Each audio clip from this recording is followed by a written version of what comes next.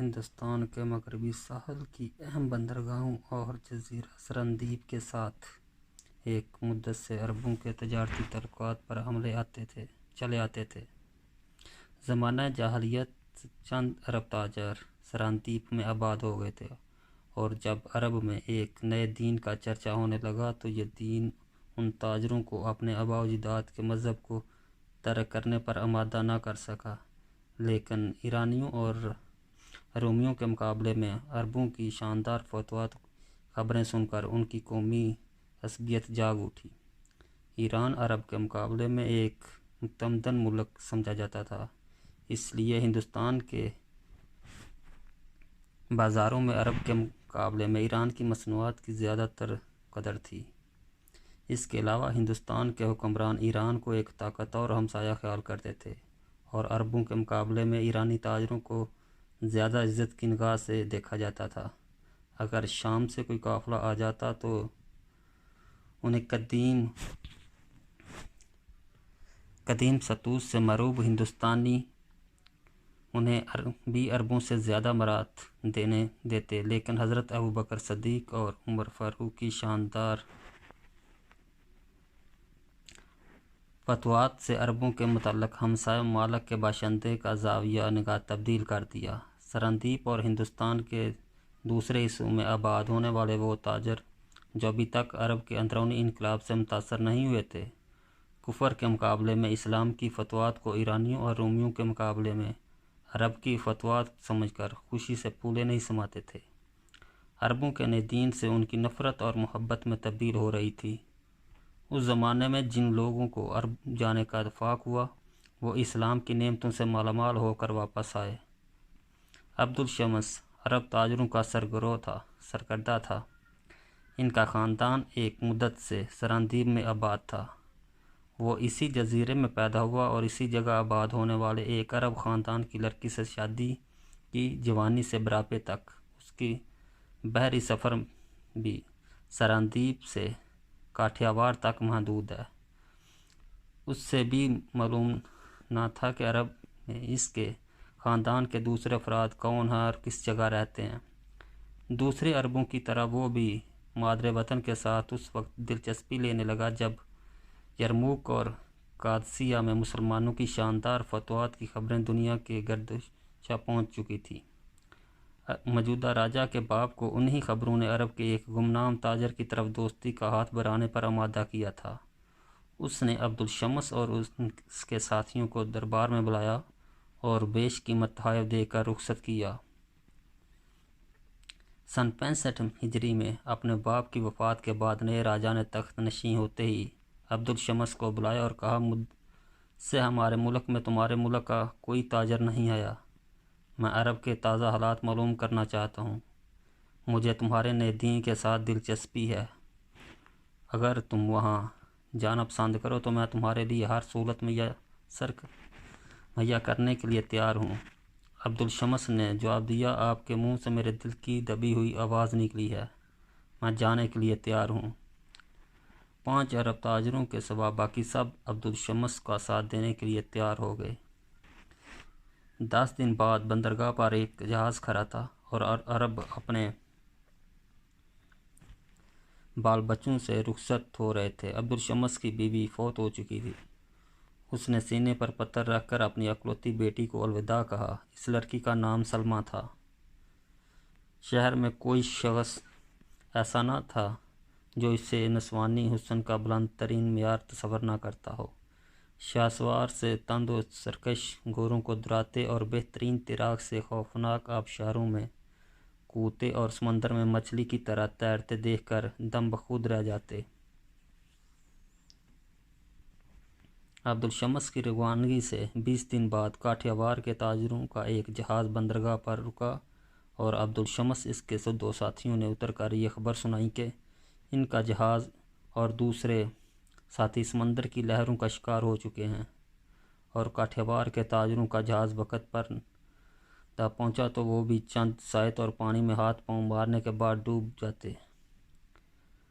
راجا نے اس حادثے کی خبر نہایت افسوس کے ساتھ سنی۔ سندھی تاجروں کے سردار کا نام دلیپ سنگھ تھا۔ راجا نے اسے دربار میں بلایا اور 3 اربوں کی جان بچانے کا اسے 3 ہاتھی انعام دیے۔ راجا کی مہربانی دیکھ کر دلیپ سنگھ اور اس کے ساتھیوں نے وہاں آباد ہونے کا خیال ظاہر کیا۔ راجا نے خوشی سے ان کی یہ درخواست منظور کی اور شاہی خزانے سے ان کے لیے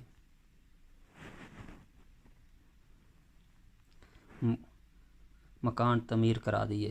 چند سال کی وفادارانہ خدمات کے بعد دلیپ سنگھ راجا کے بحری بیڑے کا افسر بنا دیا گیا۔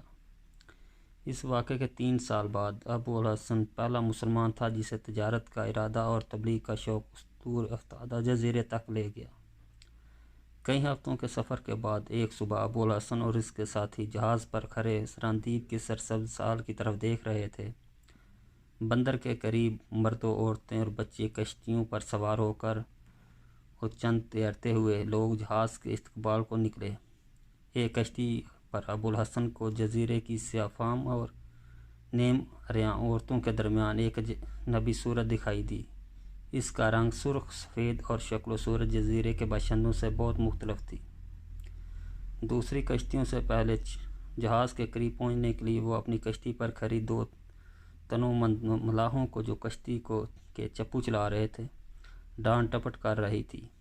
یہ کشتی تمام کشتیوں کو پیچھے چھوڑتی ہوئی جہاز کے ساتھ آ لگی۔ لڑکی نے ابو الحسن کی طرف دیکھا اور اس نے بے باک نگاہوں کا جواب دینے کی بجائے منہ دوسری طرف پھیر لیا۔ ابو الحسن کے ساتھیوں کو بھی عورتوں کا نیم اریاں لباس پسند نہ آیا۔ حسین لڑکی نے جہاز ابو الحسن کی بے اتنائی کو اپنی توہین سمجھتے ہوئے سرندیسی زبان میں کچھ کہا، لیکن جہاز پر کوئی جواب نہ آیا۔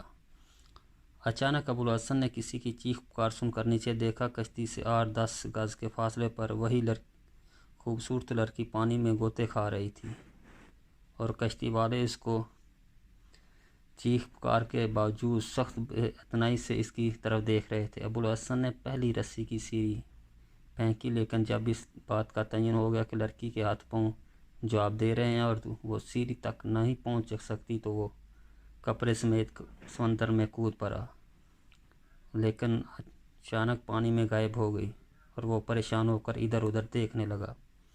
اتنی دیر میں بہت سی کشتیاں جہاز کے گرد جمع ہو چکی تھیں اور جزیرے کے باشندے کہکے لگا رہے تھے۔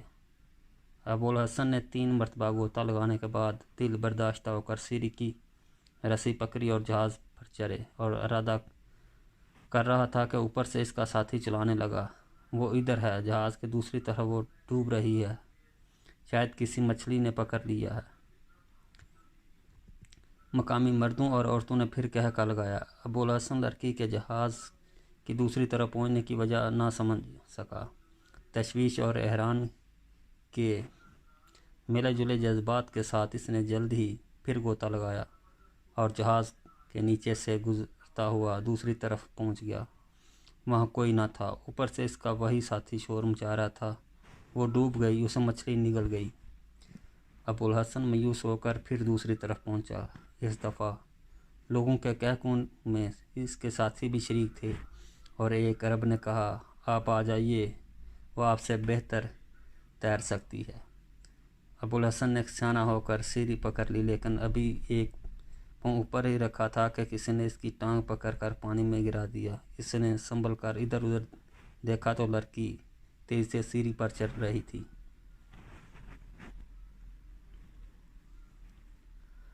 ابو الحسن نے جہاز پر پہنچا تو اس کے ساتھی پریشان سے ہو کر جزیرے کی لڑکی کے کہکے سن رہے تھے۔ لڑکی نے ابو الحسن کی طرف دیکھ کر عربی زبان میں کہا، مجھے آپ کے جانے کا بہت افسوس ہے۔ لڑکی کے منہ سے عربی کے الفاظ سن کر سب کی نگاہیں اس پر جم کر رہ گئیں۔ ابو الحسن نے پوچھا، کیا تم عرب ہو؟ لڑکی نے اس طرف سر جھکا کر دونوں ہاتھوں سے اپنے سر کے بالوں کا پانی نچوڑتے ہوئے جواب دیا، ہاں میں عرب ہوں، ایک مدت سے ہم عربوں کے جہاز کی راہ دیکھا کرتے تھے، میں آپ کو خوش آمدید کہتی ہوں۔ آپ کیا مال لائے ہیں؟ ایک عرب لڑکی کو اس لباس میں دیکھنا ابو الحسن اور اس کے ساتھیوں کے لیے ناقابل برداشت تھا۔ وہ پریشان ہو کر ایک دوسرے کی طرف دیکھ رہے تھے۔ لڑکی نے اپنے سوال کا جواب نہ پا کر پھر پوچھا، میں پوچھتی ہوں آپ کیا لائے ہیں؟ آپ حیران کیوں ہیں کہ अरब औरतें तैरना नहीं जानती? आप क्या सोच रहे हैं? अच्छा, मैं खुद देख लेती हूँ। अबुल हसन ने कहा, ठहरो, हम गोरे लाए हैं, तुम्हें खुद दिखाता हूँ। लेकिन मैं हैरान हूँ कि इस जजीरे के अरब में अभी तक ज़माने जालियत की अरबों से बदतर ज़िंदगी बसर कर रहे हैं। उन्हें इंसानों का लिबास पहनना और मर्दों से हया करना किसी ने नहीं सिखाया। लड़की का चेहरा गुस्से से सुर्ख हो गया।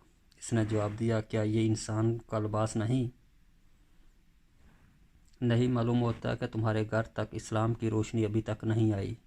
यह कहकर अबुल हसन एक जब्बा उठाया और लड़की के कंधों पर डालकर बोला, अब तुम हमारा जहाज़ देख सकती हो। लड़की ने अबुल हसन के अल्फाज से ज़्यादा इसकी शख्सियत से मरूब होकर अपने उरियान बाजों और पिंडलियों को चपते हुए छुपा लिया। अबुल हसन की पूंजी 50 अरब गोरे थे, लेकिन लड़की ने यके बाद दीगर तमाम गोरों का मुआयना किया। एक गोरे की पीठ पर हाथ रख कर बोली, मैं ये खरीदूंगी, इसकी कीमत क्या है? अबुल हसन ने कहा, तुम में अभी तक अरबों की एक खसूसियत बाकी है। यही गोरा इन सब में बेहतरीन है, लेकिन तुम ना इसकी कीमत अदा कर सकोगी, वरना ये औरतों की सवारी के काबिल है। ये जिस खूबसूरत और तेज़ रफ्तार है, इस कदर मुँह ज़ोर भी है। लड़की इस जवाब पर मुस्कुराई और बोली, खैर देखा जाएगा। आपने जहाज़ इतनी दूर क्यों ठहरा लिया? अबुल हसन ने जवाब दिया, मैं इस मुल्क की हुकूमत से इजाज़त लेना ज़रूरी ख्याल करता हूँ। लड़के ने कहा, सरंदीप का राजा एक मुद्दत से अरबों के जहाज़ का इंतज़ार कर रहा है। जहाज़ किनारे पर ले चलिए। राजा के अमीर घर खुद ही पहुँच गए। दलीप सिंह अब्दुल शम्स से गहरे तल्लुकात की बदौलत अरबी में अच्छी खासी इस्ताद पैदा कर चुका था। इसने जहाज़ पर चढ़ते ही अरबी ज़बान में कहा, आपने जहाज़ इतनी दूर क्यों ठहरा लिया? अबुल हसन की बजाय लड़की ने जवाब दिया, इनका ख्याल था शायद जहाज़ को बंदरगाह पर लगाने से पहले राजा से इजाज़त हासिल करना ज़रूरी है। दलीप सिंह ने जवाब दिया, महाराज आपको देखकर बहुत खुश होंगे। लड़की ने कहा, मैं जाती हूँ, लेकिन इस बात का ख्याल रहे, वो सफ़ेद गोरा मेरा है और मैं इसके मुंह मांगे दाम दूंगी। ये कहकर लड़की ने जब्बा उतार कर एक अरब के कंधों पर फेंक दिया और भागकर समंदर में छलांग लगा दी। अब्दुल शम्स के अरबों के जहाज़ की आमद की इतला मिल चुकी थी। इसने शहर के चंद मुअज्जिन के साथ अबुल हसन और इसके साथियों का इस्तकबाल किया। उन्हें अपने घर और इनके गोरों को अपने इस्तबल में जबला दी। इनकी आन में 50 गोरों के 200 खरीदार जमा हो गए और तमाम एक दूसरे से बढ़कर बोली देने लगे। दलीप सिंह ने मशवरा दिया कि राजा को दिखाए बगैर कोई गोरा फरोख्त ना किया जाए। मुमकिन है वह तमाम गोरे खरीद ले। अब्दुल शम्स ने दलीप सिंह की तायद की। अभी ये बातें हो रही थी कि राजा का एलची आया और इसने कहा, महाराज अरब ताजरों से मिलना और इनके गोरों देखना चाहते हैं। दलीप सिंह ने एलची से कहा, तुम जाओ और महाराज से कहो हम अभी आते हैं। ये कहकर अबुल हसन से मुखातब हो, एक गोरा शेख अब्दुल शम्स की बेटी ने अपने लिए मुंतखब किया है। मेरा ख्याल है कि उसे यहीं रहने दिया जाए। अबुल हसन ने कहा, अगर शेख खुद अपने लिए लेना चाहते हैं तो मुझे उज़र नहीं, लेकिन वो लड़कियों की सवारी के काबिल नहीं, वो बहुत सरकश है।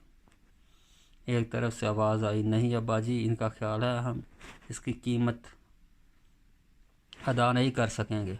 अबुल हसन ने देखा वही लड़की जिसे इसने जहाज़ पर देखा था, एक हाथ में लगाम और दूसरे हाथ में चाबक लिए खड़ी थी, लेकिन इस दफ़ा इसका लिबास अरब औरतों का सा था। अबुल हसन ने कदरे खफीफत होकर कहा, अगर मुझ पर एतबार नहीं आता तो तुम खुद देख लो। अगर तुम मुझसे लगाम भी दे सको तो यही गोरा तुम्हारा नाम होगा। लड़की तेज़ से कदम उठाती हुई अस्तबल की तरफ बढ़ी। बाकी सब लोग भी इस तरफ चल दिए। लड़की तमाम गोरों पर एक सरसर निगाह डालने के बाद सफ़ेद गोरे की तरफ बढ़ी। गोरे ने उसे देखते ही चारा छोड़कर कान खड़े कर लिए। लड़की ने गोरी को تھپکی دی اور پچھلی ٹانگوں پر کھڑا ہو گیا۔ اسے دیکھ کر دوسرے گورے رسے ترانے لگے۔ ابوالحسن نے کہا ٹھہرو، اور آگے بڑھ کر گورے کا رسہ کھول کر باہر لے آیا۔ اسے ایک درخت کے ساتھ باندھ کر کہنے لگا اب آپ ہمت آزمائی کر سکتی ہیں۔ لڑکی نے اچانک آگے بڑھ کر ایک ہاتھ سے گورے کا نچلا جبڑا پکڑ لیا اور دوسرے ہاتھ سے زخمی درندے کی طرح تڑپتے اچھلتے اور کودتے ہوئے جانور کے منہ میں لگام ٹھونس دی۔ تماشائیوں نے حیرانی پر قابو نہ پایا تھا کہ اس نے رسہ کھولا، گورے کی پیٹھ پر سوار ہو گئی۔ گورا چند بار سیخ پا ہونے کے بعد چھلانگیں لگاتا ہوا مکان سے باہر نکل گیا۔ شیخ عبدالشمس نے فخری انداز میں کہا عرب کی گوریوں نے ایسا گورا پیدا نہیں کیا جس پر سلما سوار نہ کر سکتی ہو۔ مجھے افسوس ہے کہ آپ